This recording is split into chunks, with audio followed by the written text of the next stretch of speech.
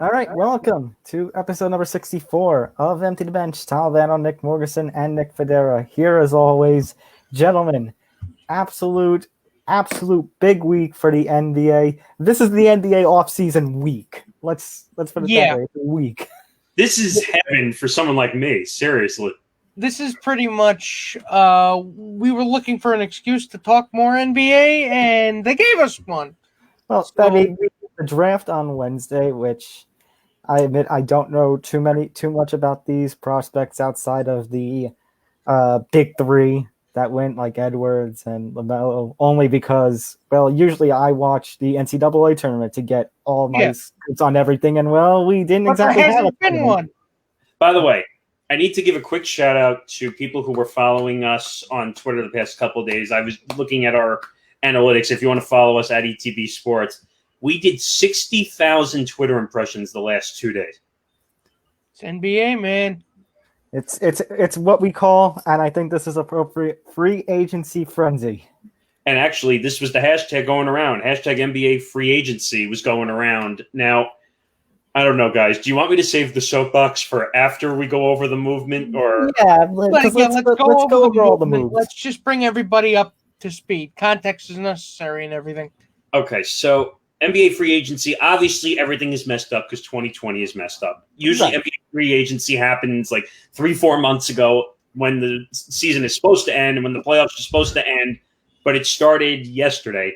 But you can't sign until, I think, Sunday or Monday. Well, I was gonna say usually, because in the years past we would have it where basically the clock strikes midnight on a certain day in July, and right before that, all the moves start to trickle in from Woj, Shans, and sometimes we're on stream for it. But today, but this year, it was like 5 o'clock, 6 o'clock at night when technically, 6 o'clock. But you know what's funny? None of the moves started to trickle in until what? 9 o'clock, 10 o'clock, 11 o'clock at night. No, actually, I saw quite a few come in before 6 o'clock. They weren't official. But they weren't official, but it seems like none of the bigger names that usually started to fall until then. The first big move, and tell me if this is a little shocking to you. You know, De'Aaron Fox, the guard on the Kings. Correct. He was the first max contract to come off the board. I wasn't. I would not have. If I was a betting man, I would not have bet it. I would not have bet on that. His name would not have come up. I think it was like 5 years, and I think we posted it. If I can find it, I'll try and find it. But I think it was like 5 years, 156 or 160 million. And I was like, all right, this is going to make the market. That everyone's good. Usually, the first move determines how the NBA free agency is going to go. 5 years, $163 million. Okay, so that was the first max contract. We saw little moves before that, but looking at this market and the way NBA free agency was supposed to go. Obviously, with the pandemic, we saw a lot of guys in the early game say, I'm opting into my player option because there's not going to be that much money out there to be had. So you're seeing guys opting back in for 18 million, 20 million, 25 million, except for Gordon Hayward, which we'll get to in a few minutes, who I think sold out. But that's a whole different issue.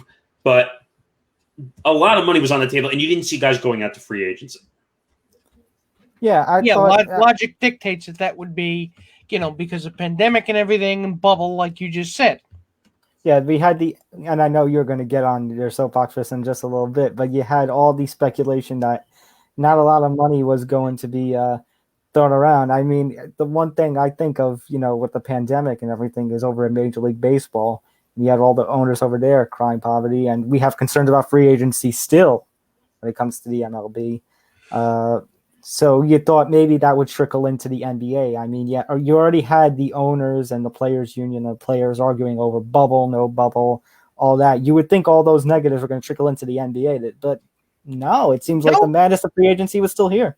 Well, what's funny about the difference between the NBA and MLB, remember, MLB has no cap, so the owners can go spend as wild as they want. In the NBA, and that's why this got me irate, is that there's a cap. In the NBA, there's a luxury tax, a cap, a limit. You have to pay a certain amount. I was going to say, well, I didn't know until you told me just before we went on there. This is how much I'm still learning about basketball. I did not know that a team had to spend there is a floor, but it's not a set floor. Like they have to spend a certain percentage of their cap. It's like it's like a 2-drink minimum in a bar. Right, exactly.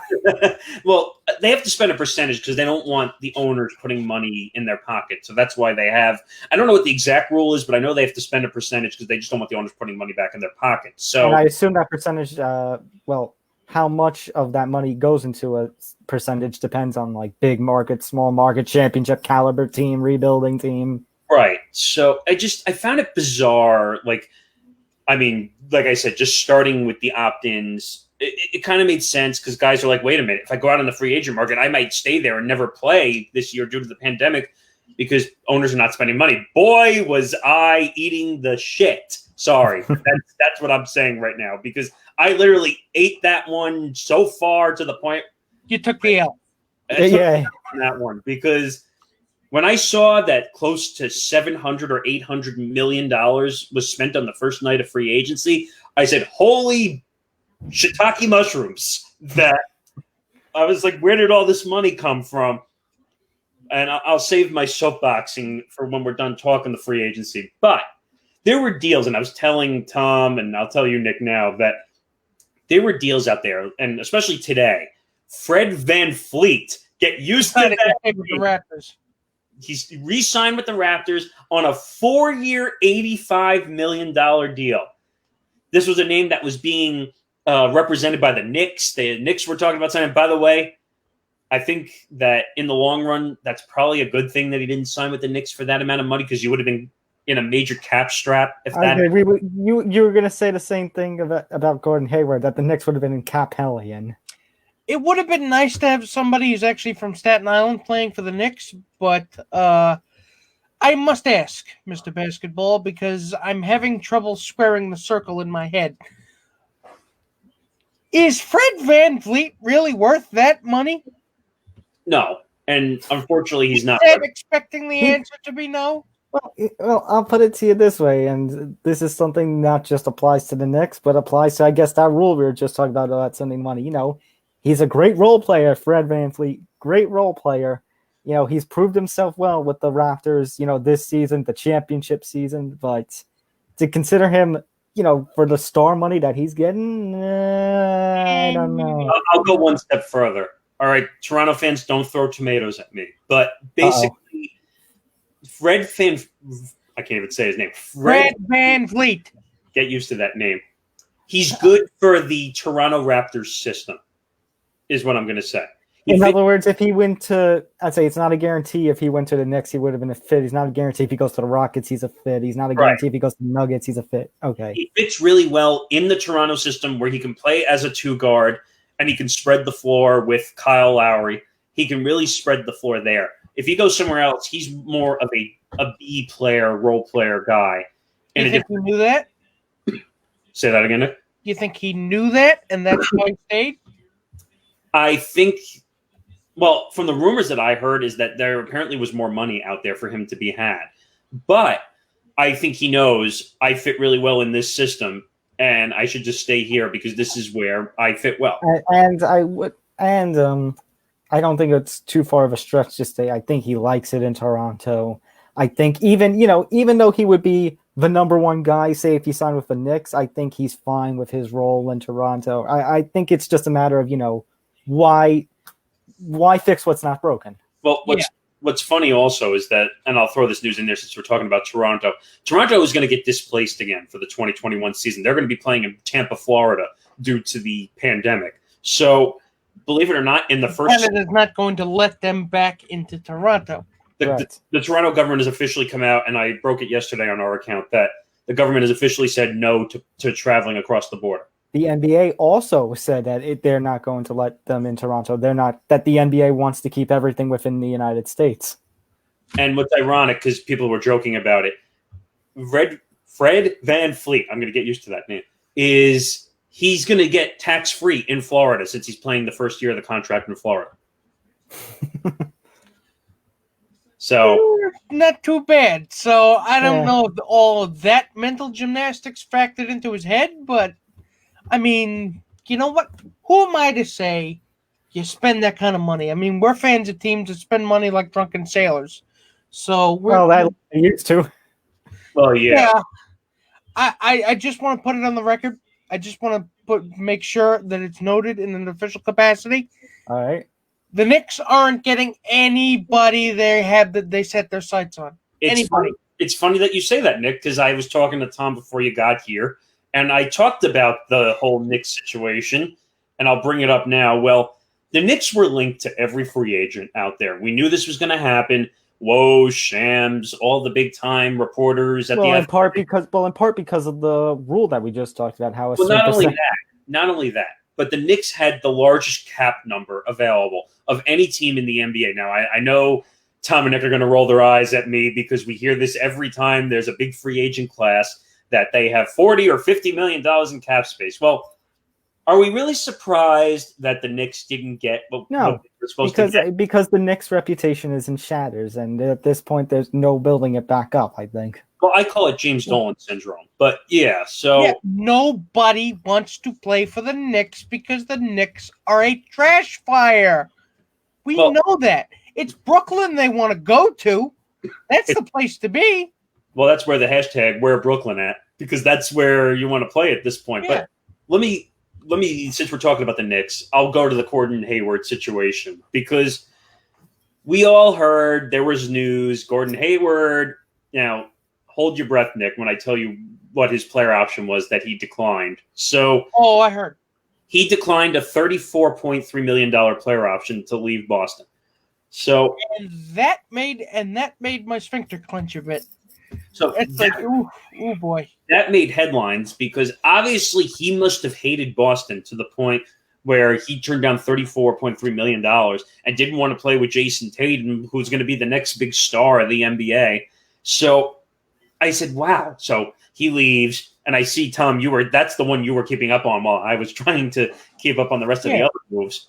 And he does pretty much everybody else who's not from Boston tries to do when they're in Boston. Try to get away from there. So we heard the first team, obviously, since we're in the New York area. We always hear that the Knicks are linked to this or that, and then they end up getting their hearts broken.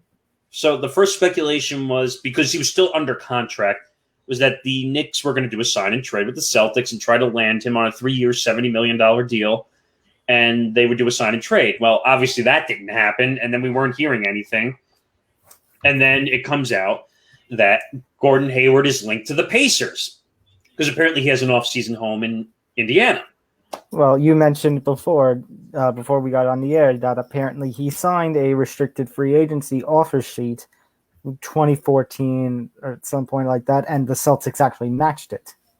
Right. So that's what actually happened. So then, trying to put all the pieces together, Zach Lowe of ESPN reported earlier today that Michael Jordan himself called Gordon Hayward last night, and in an effort to close the deal. And apparently, he closed the deal because Gordon Hayward signed a 4-year, $120 million deal with the Charlotte Hornets. The Hornets. I guess the allure of The Last Dance really is more powerful than I thought it was. But I don't understand. And I'm going to say this now, and Hornets fans, don't throw tomatoes at me either. But are there Hornets fans? There are. They're out there. But I'm talking to Hornets fans right now. Listen to me. Get closer to the screen, Hornets fans, because I'm about to tell you something, okay? Uh-oh. Gordon Hayward sold out to come to the Hornets. He sold out to come to the Hornets on a 4-year, $120 million deal. He's not there to win in Charlotte. No one wants to win in Charlotte. That's so bullshit that he signed with the Hornets, okay? He took the money. How far are they away from competing? They're so far away from competing that it's embarrassing to talk about the Charlotte Hornets. Gentlemen, I've just been informed that Michael Jordan is crying again because of your words, Nick. Oh, good. And I took that personally. Well, tell me where I'm wrong. He probably did. We're probably on his shit list now. He probably just took that personally. Yeah. But am I wrong? Tell me where I'm wrong with this. I mean, this. I can't. What was their record again? Yeah, what was their record? I'm gonna have to look it up, but it probably would be analogous to if he did go to the Knicks. And by the way, Gordon Hayward, if you want to reach out, about as far away from competing as Charlotte is. The Hornets were 23 and 42. So I'm telling you, clearly, okay, so they're to their next level then. Their next level. This is exactly the same. This was clearly a money move. I don't want to hear anything else that he signed there. We know Kemba Walker went there, but I was going to say, but this is exactly something that I thought, with the Knicks about the possibility of signing Hayward and signing Westbrook. You know what it is? It's going to be improvements, It's going to be improvements and all these great things, playoff bound. But then it's going to be followed by 4 words. First round playoff elimination. Yeah. All right, quickly, because we're running out of time. Round draft pick. I want to go through a few other things. So, John Wall, Tom and I were on top of this when it broke. John Wall wants out of Washington. I know you've said for the longest time that John Wall maybe shouldn't be in Washington anymore, that he has had thoughts about leaving Washington, but it just, the way how long he's been there, it just seemed like it was never going to happen. Well, now it might just happen. Well, there was rumors and speculation flying around a couple nights ago that the Wizards and the Rockets were talking about a John Wall for Russell Westbrook trade, which would have shocked me. And then all of a sudden it comes out, and I broke it afterwards, that John Wall wants out. Well, when you disgruntle your star, he's going to want out. And in the NBA, what do we say about the NBA? The players above everything else. It's players before everybody else. So John Wall, and here's the problem, and I reported this last night for us. John Wall has 3 years and $133 million left on his contract. And let's face it, he's regressed since being the rookie of the year, however long ago it was, nearly a decade ago. So who really wants that kind of contract?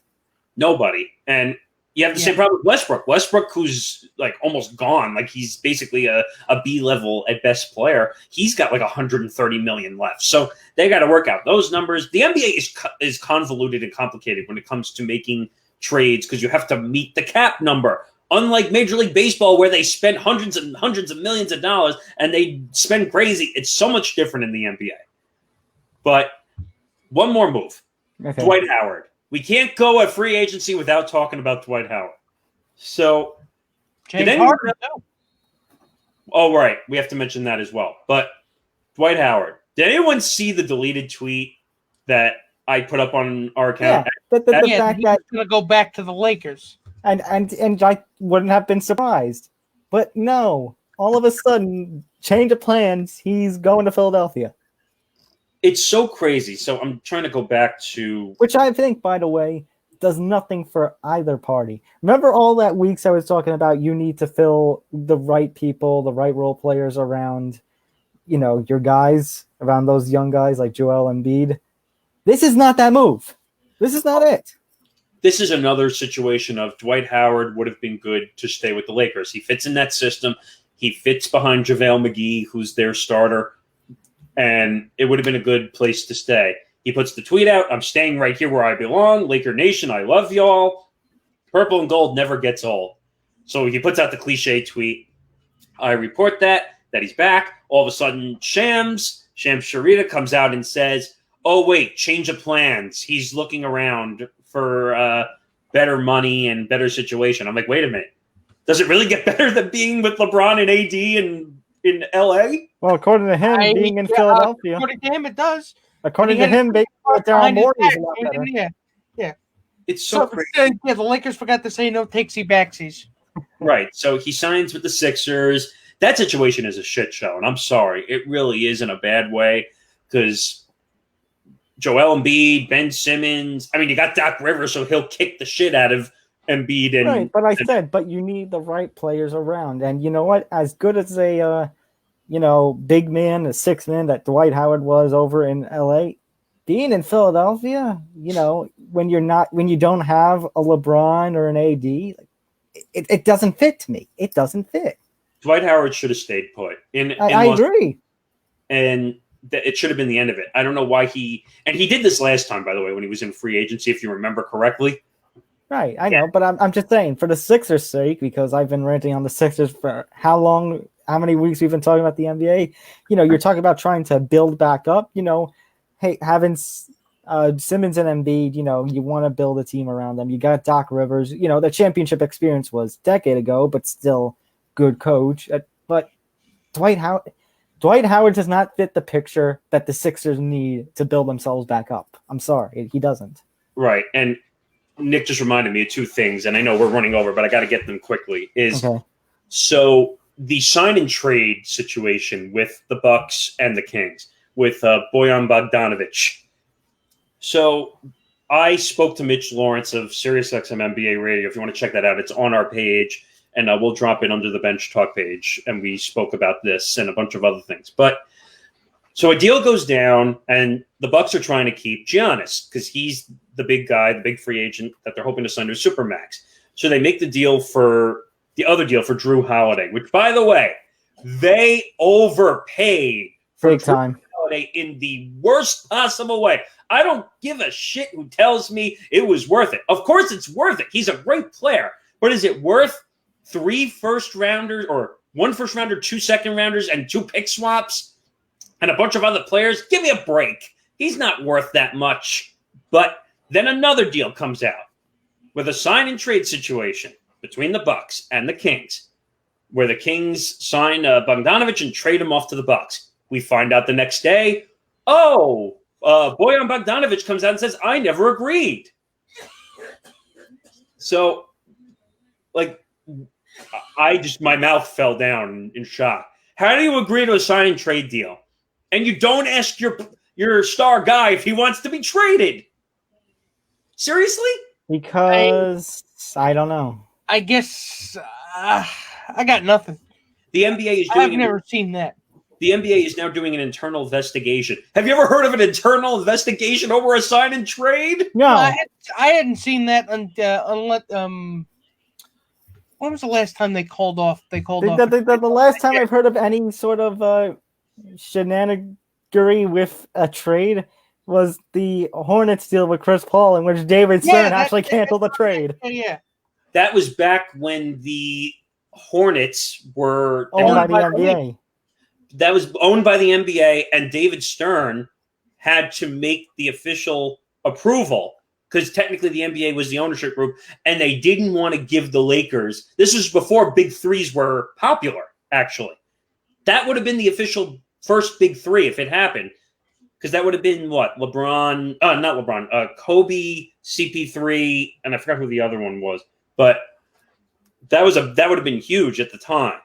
So they're doing an internal investigation. They're trying to find out what the heck happened. Long story short, Bogdanovic goes into free agency as a restricted free agent now, and that whole trade fell apart. So does Giannis now? They would have had a big deal if Bogdanovic went to Milwaukee along with Drew Holiday. That would have been huge to keep Giannis. Now I don't know if Giannis is going to stay because now they don't have a full put-together team to keep him there. Because, by the way, going back to that old canceled Chris Paul trade, because they would have had Kobe Bryant, Paul Gasol, CP3. They could have had and this is from Bleacher Report, they could have turned a whole new deal around to get Dwight Howard, because that was when he was upset with the Magic, and then they had Andrew Bynum. So you would have had a Lakers dynasty for years and years to come. That was back when Andrew Bynum actually didn't lose his mind on the court. But that's a whole nother. And that was before Kobe and all his injuries. Right. And I know we're really running over here quickly because Nick mentioned James Harden. The rumors, he got a 2-year offer for $103 million. Now, Nick, look at me when I say this. $50 million a year. First $50 million a year player. He turned it down. I guess he really wants to play in Brooklyn. That, or he just wants out of Houston that bad. Either he just wants out. Okay, no, that's those. But I'll leave it off on this because I want to move on. And I'll ask the question and people can respond down below in our video. Will James Harden fit with KD and Kyrie Irving? I don't know. That's a lot of ego for one team. And who's going to get the last shot? It's not going to be Kyrie, I'll tell you that right now. It's either going to be fun. It's going to be fun to watch, though, I'll tell you that. Well, it's Nick's big three in the NBA. I could see that really happening. And with Klay Thompson being injured, the Warriors are now out of that whole discussion. I think I'll be paying attention to the Nets a lot more than I'll be paying attention to the Knicks. I'll say that. Yeah, it's like a fireworks display lit by a madman. All right, let's move on because we got to. Okay, speaking of the other side of the New York teams, in terms of the ones that we root for, let's go to the Mets. Let's talk about this gentleman. Robinson Cano is gone for 2021. Another positive steroids test. Nick, say what you said to us when we were prepping this show about this. Okay, ladies and gentlemen, I've made my feelings clear on Robbie Cano pretty every time the subject has come up since we've been podcasting, and that goes back to the Unspoken days. Am I right? Yes. He got busted for the exact same thing. The exact same drug, just years apart. First of all, you have how much money is remaining on the deal that Seattle gave him? The way it works, are picking up. I think they're picking up like $5 million a year, roughly, on each year that the trade went to the Mets. But keep in mind, because he's tested positive for steroids the second time, now he forfeits that money. Well, Nick, just to give you an idea, he forfeited $24 million this year. The exact same number on his back. So look at the symmetry. Isn't it fun? Okay. He might just be a stone cold idiot. He might. He might just be a dope. And I don't mean I mean it in the literal and the figurative sense. Because how do you get caught doing this twice? Once is a mistake, twice is a habit, 3 is a fun night out. Fool me once. Wait, I haven't heard it that way before. Fool me once, shame on you. Fool me twice, well, in this case, shame on you again. Exactly. By the way. A lot of the questions of what happened, and it's funny that Robbie didn't even put out an "I'm sorry" statement. I mean, even a disingenuous one. We're pretty good at detecting bull plop, but we didn't even get that. So I'm guessing he's not. I did it. I did it. I'm not sorry. So what are you gonna do about it, bitch? I mean, I think that's what he's. I think that's what he's saying here. Hey, you know what though? This is fantastic for the Mets. Sad to say, this is fantastic. Yeah, that's what I was going to lead to, because it's $24 million back in their pocket. Mm-hmm. Yeah, this really leads Steve Cohen, with a lot of the Mets' new owner, with a lot of money to start chasing the golden second baseman, which is DJ LeMahieu. Hello, wait, guys, it's Jed Lowry on the phone. Oh no! Wait, what does he want? Tell him we're not here. He wants to talk to Steve Cohen. He wants to come back. I'm sorry. We're not here. I think we got hurt. Can you leave a message? I'll just tell him no habla inglés. No, okay. There's one thing I wanted to say to the point that Nick was making. He got caught using the same drug, Stanozol, which is the same one he got caught with in Seattle, and he is dumb enough to do it. It's A-Rod syndrome. Well, this is going to go to my point. Guys, remember when the Yankees did not re-sign him? They didn't give him that extra money and those extra years. This is now the proof that Brian Cashman and the Yankees made the right decision. By the way, you know who they can thank for that? They can thank Jay-Z for he was his agent at the time. Right. Because Jay-Z and Rock Nation were the ones that say, well, we're not coming back to the Yankees unless we get $300 million. Okay, Seattle, take them off our hands. Well, you say this is A-Rod syndrome. Hey, who was one of his closest friends on the Yankees? And what happened with A-Rod's career at that point? Spiraled out of control. Biogenesis. Yeah. So I always found it odd, by the way, and I think it's kind of specious reasoning to think that because he's friends with A-Rod, I mean, they were trading doping tips. I don't know if that was. I don't know if that was the case, because Mark Teixeira really seemed to imply that was the case, and I'm not sure. Mark, wait a minute. I'm not sure if he was just being a douche or whether he actually knew something. Wait a minute. It's just funny, though, that we keep mentioning Mark Teixeira, because Mark Teixeira had a big mouth and big opinions about everything. when he was done playing, yeah. And I think he's right. He's actually been proven right, because I may agree with Mark Teixeira. I was gonna say, I know sometimes he comes off in like you say, a douche, but I mean, in this case, he's got hard evidence. Yeah, stop proving him right. You want him to shut up? Stop proving him right. It's the Conseco thing. because just to go back and give context to what the money difference was between the Yankees and Seattle. The Yankees, I think, were offering 10 years, $175 million, if I remember correctly. Yeah, that was what they came back with.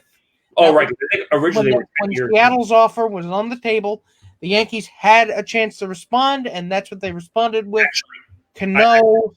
I made a mistake. It was actually 8 years, $175 million. They weren't even offering 10. Seattle was offering 10 years at $300 million. So what did Rock Nation and Cano said? Bye. He did not take that deal. I'll just conclude with this because we have more to talk about.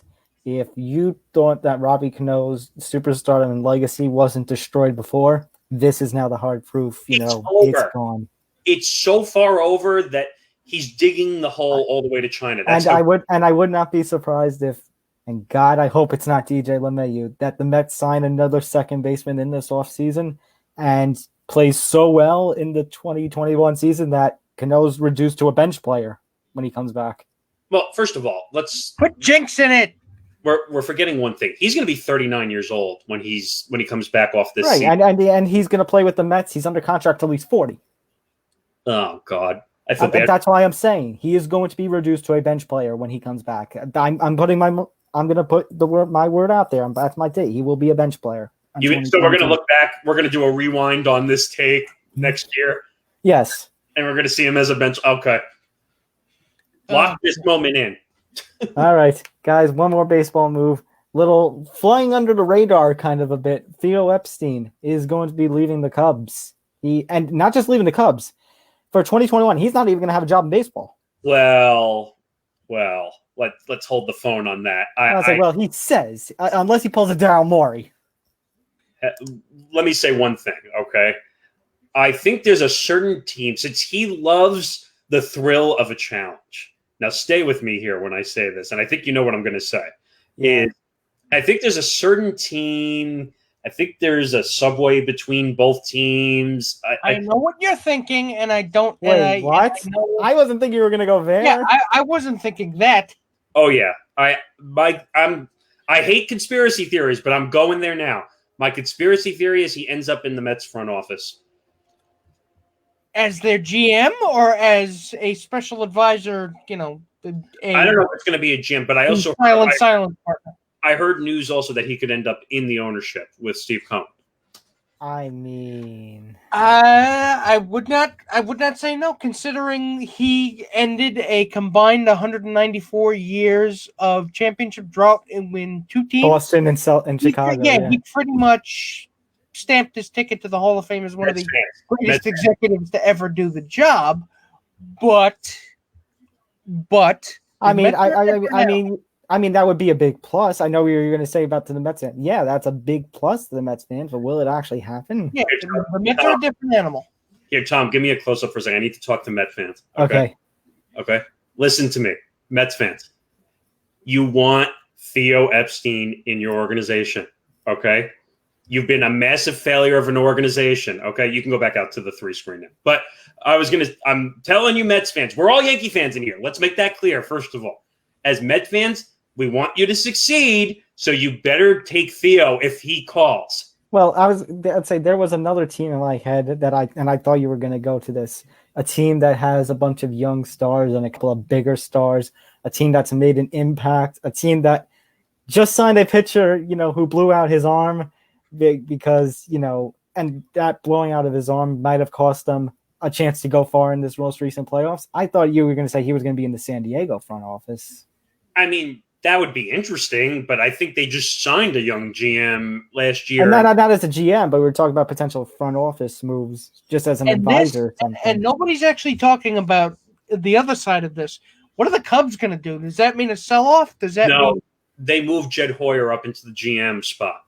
He was the GM? I mean, a sell-off of talent.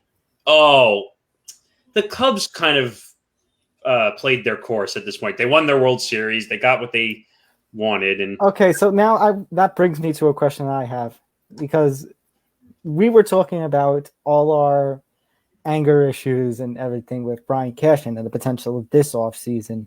And I have stated my point that I think Brian Cashman is regressing, and that point will be proven if the Yankees do not re-sign DJ LeMahieu. But everyone talks about, oh, you can't fire him, you can't do this, you can't question his legacy because of the 90s Yankees, that late dynasty. Okay, so let's bring Theo Epstein into this. Considering the fact that Nick just said he ended 194 combined years of droughts between the Red Sox and the Cubs, is Theo Epstein's legacy secure? Oh, I'd say so. What, as a Hall of Fame type? As a Hall of Fame, or as in, you can't really do much of it. Like everyone's talking about, my takes on Cashman, that I think he's regressing, and I think maybe a potential leave would be coming, but everyone's like, oh, you can't because of all that Cashman has done. Well, Theo has done 10 times over what will be a Hall of Famer. I was going to say, but that's the thing, when everyone was talking about the Cubs, everyone was talking about how it wasn't as good, or his legacy shouldn't be as intact because they only won one World Series. But my question is the fact that the Cubs and Red Sox 10 years as longtime losers before Theo got there, does that make Theo a special case? Yes, because I think it does. He turned two organizations around that were massive failures for 100+ year stretches. I mean, like, think about that. When you don't win a World Series for that, especially in a major market like Boston, agree. And Chicago, people forget. Chicago is a top 5 market. People forget. And to turn that organization around, and also when you had the White Sox who won in 2005, so they're technically the leader in Chicago until the Cubs won, that was a big deal. Let me throw a crazy idea out there. So let's say Cashman screws up this offseason, has a terrible offseason.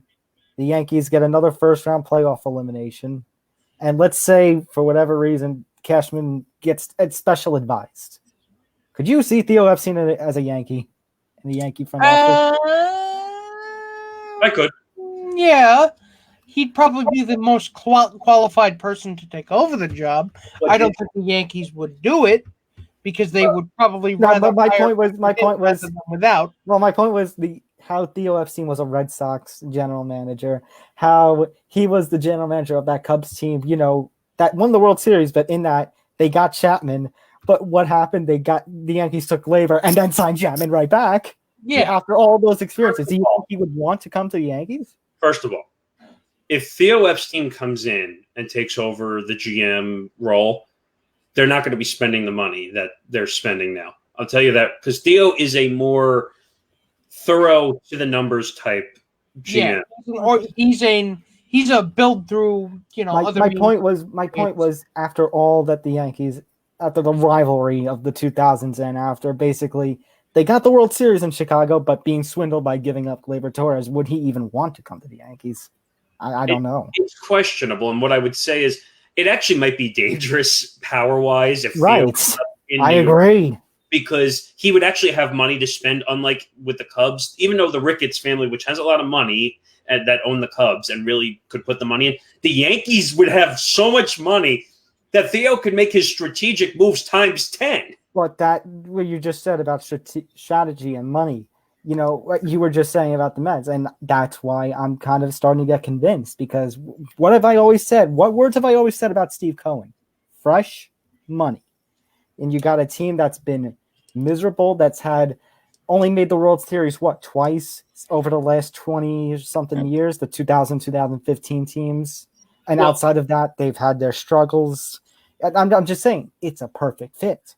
A quick comparison I'll make, because we got to move on to football picks and all that stuff. But that's why the Mets wanted Mark Cuban back in the day when he got rejected by Bud Selig, of all people, and the ownership. They wanted fresh money. Steve Cohen is the newer version of what Mark Cuban would have been if he was the owner of the Mets. All right. And I thought Theo was, going to be gone for 2020, like he said. But now that you mentioned them, I'm starting to get convinced maybe otherwise. We'll see. All right. One last thing here, guys, before we get to football picks. He's back. Conor McGregor is back. He will be rematching Dustin Poirier, UFC 257, January 23rd. What a proper move. So, oh God. All right. I need to ask you, Tom. Okay. What is the last straw between Conor McGregor and UFC? What is the thing? I don't know. What is the thing that he could do that would make Dana White say? I don't know if there is one. Get out. Nick, I don't know if there is one. He just wants to be in the spot. That's scary. That is so friggin' scary. If Mike Tyson was fighting for him, he probably could have killed 3 people in the ring that night. Well, it's funny considering. Hey, good hustle. Hey, it's funny you're saying that considering that Mike Tyson and Roy Jones Jr. are going to fight next week. That's not a real fight, though. It's not a real fight. Wait, you didn't know about this at the 8-round exhibition? That's next week? No! Nick, it's BS. Let's swing the gloves, and that's it. It's an exhibition match of 8 rounds. No one's really going to hit one another. They're just there to make an appearance. Well, so Conor, remember when Conor had retired in June? Well, apparently he released text messages not a couple of months ago between him and Dana White, and they were just having constant disagreements over what his next fight should have been, his next fight should be. Now, this matchup, this has been, first of all, this was agreed to before the UFC came in. Conor and Dustin were going to do a charity MMA event outside of the UFC, but of course the UFC wants to get its bucks in.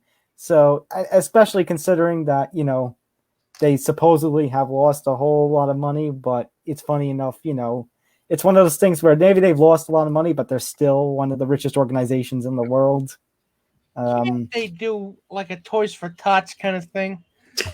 Can't they just do that? I mean, they're doing the ESPN V Foundation. The V Foundation, yeah. Yeah, they're doing a special night next month. But that's like having an AA meeting sponsored by Johnny Walker. No, jeez. Oh no. Well, one other reason I think Conor's back is because now Khabib is retired. I mean, the lightweight title picture is kind of open. But Tom, he doesn't need the money. I know he doesn't. He doesn't need the money, but apparently I never thought time out. I never thought he was I have said before that he doesn't need to fight. I said that after the Conor or Floyd fight when we were doing the Unspoken Days. But I think this is just a proof that he's going to keep fighting until whenever that point is. And maybe that point that we were thinking, he doesn't have to fight again isn't now. I'm about to make a wacky comparison, okay? Okay. So Conor McGregor is the crazy version of Billy Joel. And I'll tell you why. Because you know how Billy Joel, he made his money, he kind of lost it to a manager, then he came back, made more money, and then he was doing his MSG. I was going to say, but the difference is Billy Joel always has his monthly MSG shows. He's always active. Conor, he disappears and then he reappears. But my point is that, Billy Joel doesn't need the money. Conor McGregor just doesn't. He just does it. That's my point. That because he doesn't know what he'd do if he wasn't doing it. It's a passion. I question whether McGregor is really passionate about the UFC anymore. But anything except punching people. Well, or putting a chair. Again, you don't even have to pay him to do that. Or putting a chair through a bus. But that's a whole different. Yeah, that's beside the point. My point is these people are crazy. These people are stone cold, pants crapping insane. That's my point. That's what I'll leave on. All right.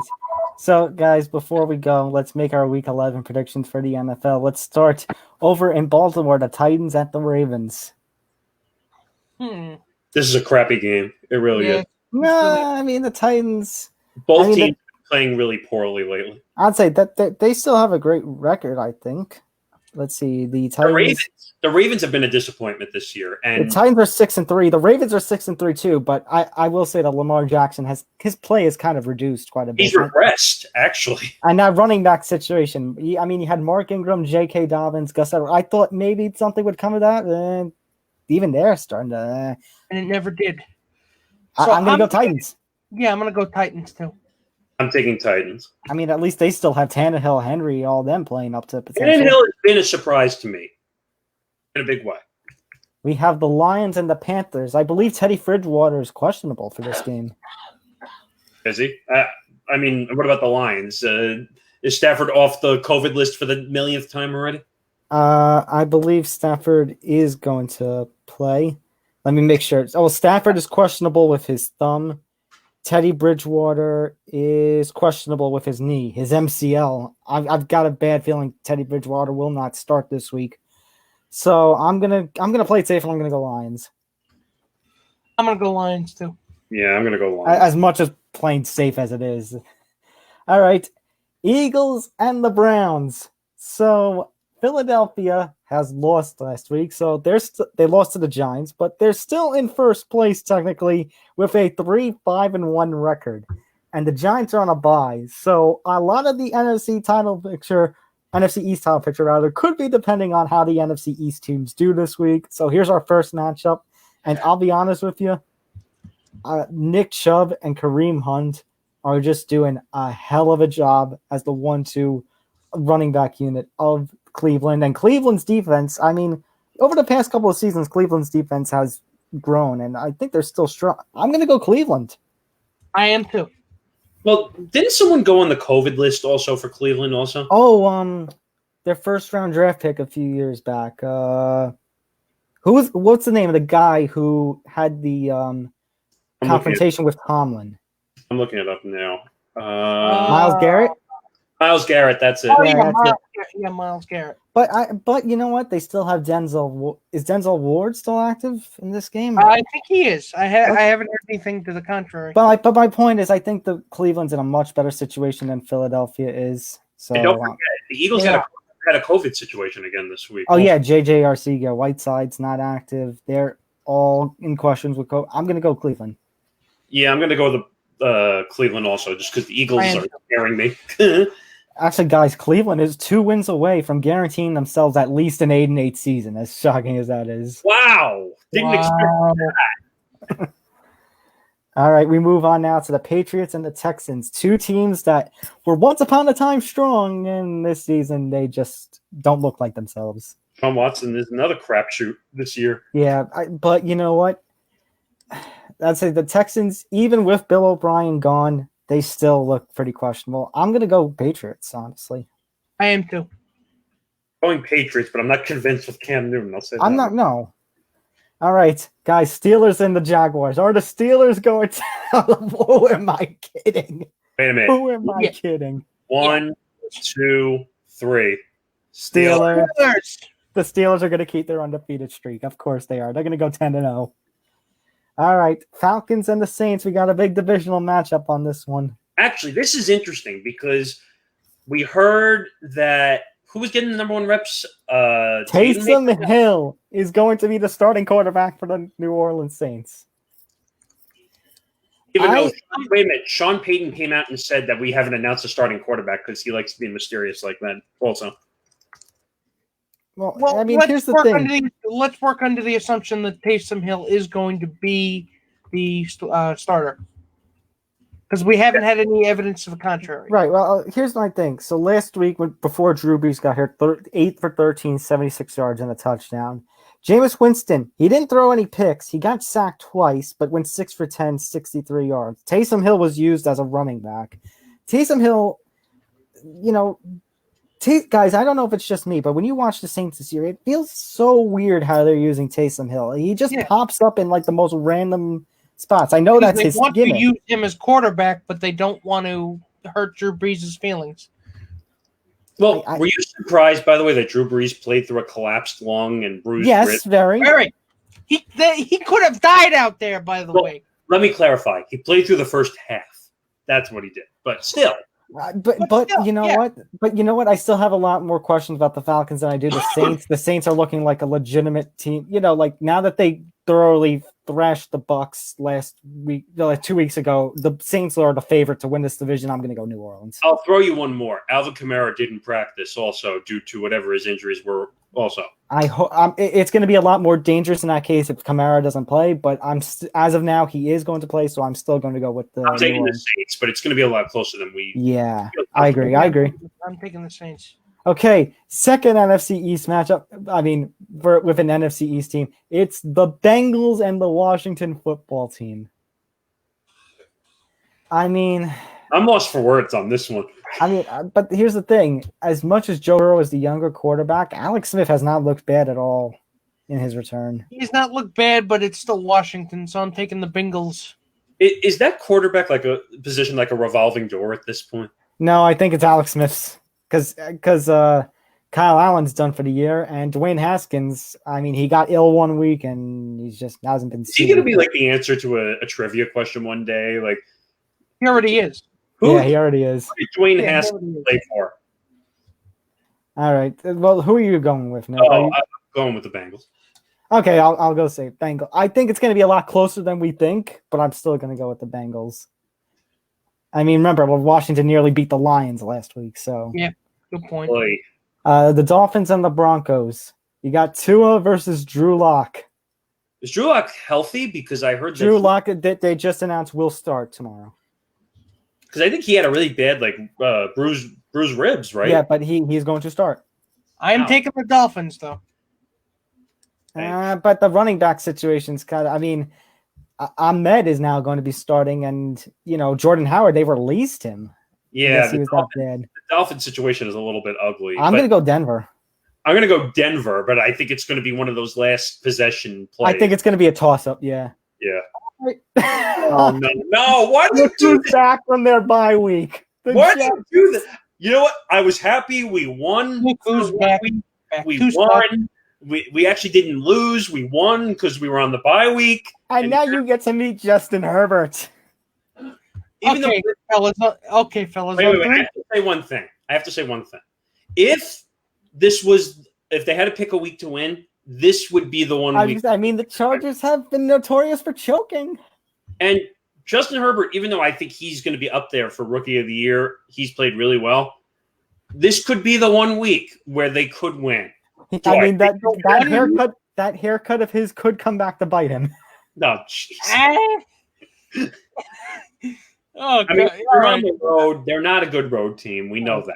Okay, I'm still taking the Chargers. Yeah, I'm taking Chargers. I'm taking the Chargers, but I wouldn't be surprised maybe if the Chargers choked. All right, neither will I. But all right, Packers and the Colts. This is closer than people think. Right, this is closer than people think. The Packers are susceptible, to weakness. Then the Colts. Phillip Rivers some weeks has looked pretty good, but I'm still going to take the Packers. Yeah, I'm still taking the Packers. A-Rod looking good. Yeah, I would take the Packers. Now, gentlemen, this was supposed to be the Sunday night game this week, wasn't it? I think they moved the game. They have flexed the Cowboys-Vikings out of the Sunday night spot. It is going to be a 4:25 matchup now. Guys, honestly, as weak as the Vikings have looked some weeks, I mean, guys, wait a minute. We never talked about something. Kirk Cousins. He finally did it. He won on Monday Night Football. He has somehow come back. And the Vikings defense is so strong, and the Cowboys, I mean, what's his name? Gilbert Gabbert or something like that? I think the ghost of Monday Night Football came and helped Kirk Cousins. So you know what? I'm going to go with the Vikes in this one. I am too. Yeah, the Cowboys are a dud. I would never pick them for the rest of the year. Vikings. I was going to say, this could potentially be a great week for the Giants, even when they're not playing. The NFC least at its finest. All right, guys. Here's your new Sunday night matchup. It's the Chiefs and Raiders. Bear something in mind, gentlemen. Week 4, the Raiders upset the Chiefs. Yeah, I was a little surprised. By the way, there was official news that all the people who are on the COVID list for the Raiders, they were all negative, so they're all coming back. All right, so they will have a defensive unit tomorrow, and is that going to help them? I mean, do you see the Chiefs getting revenge? Yes, I see it. Yes, absolutely. Okay, yeah. I'm picking the Chiefs. The Chiefs are going to humble, I think, the Raiders. Okay, here's your Monday night matchup: the Rams and the Buccaneers. This is not a bad game, but it's in a weird sense. I think Tom Brady's a little bit frustrated lately. Would you agree? Yes. Yeah, I'd say so. I'd say, and the Bucs, they are still a good wild card contending team, but the Rams have surprised this year with their defense, and they're playing in a division involving the Seahawks, 49ers, who sometimes make surprise. Is the Rams defense going to be too much for Brady in that offense? I think it could be. I think I think the Buccaneers offense is in trouble lately. They don't look good. Would All you? right, so I'm gonna go LA. I am too. Yeah, I think Tom Brady's in trouble at home. The Rams. All right, guys. Thursday. It's time to make the Thursday prediction. Oh, wait a minute, gentlemen. It's Thanksgiving. We have 3 Thursday games this week. I mean. Oh no. 12:30 Texans Lions. Ew. Ew. Here's your appetizer. It's a good thing that people eat closer to 2-3 o'clock on Thanksgiving. Like, God. Wow. And the Lions I'm are picking the Texans. I think that Deshaun Watson might have a bounce back game against. I think you got to pick the Texans just because the Lions can't win all these. The Lions never win on Thanksgiving. That's true too. They rarely ever do. 4:30. Hey, Ew. Here's a really here's your main course. Gross. Oh God. See, I said I wanted turkey, not dead rat. It's Washington and Dallas, and gentlemen, I actually am going to go with Washington. I am too. It's like I said about the last Cowboy game. I'm not taking the Cowboys for the rest of the year. Washington football team. All right, all right, and your main event, guys. Okay, come on now. This is actually a decent game. This I have to say one thing. It's not the game that we thought it could have been, but you know what? Compared to what we've been getting, this is actually a treat. It's still a divisional matchup. Too bad it's after Thanksgiving dinner when everyone's going to be sleeping. Yeah, and you know what? I say the Steelers are going to go 11-0. Yeah, go Steelers over Ravens. Yeah, Lamar has regressed in a lot of ways. So yeah. All right, so this was a very long episode dealing with all the news of this week, the NBA. Bear with us. We'll be back to a normal episode time next week. We just had no choice. We didn't want to do 2 episodes again this week. So yeah. All right. So for Nick Morgasen and Nick Fodera, I'm Tom Albano. We'll see you next week for our final show of 2020. Surprise! Holy crap! It's the end of the year already. Whoa! So God. We'll give you more information on what we're going to do about December during the week. But until then, we'll see you next week for our 2020 finale. In the next Happy Thanksgiving, everybody! Before we end, I'm just going to say we have a lot of things in the works. We're working on a lot of things. We're working on a Twitch platform. That's the only preview I'm going to give right now for next year. All right. So till next week when we have our finale, happy Thanksgiving, everyone. We'll see you then. Happy Thanksgiving.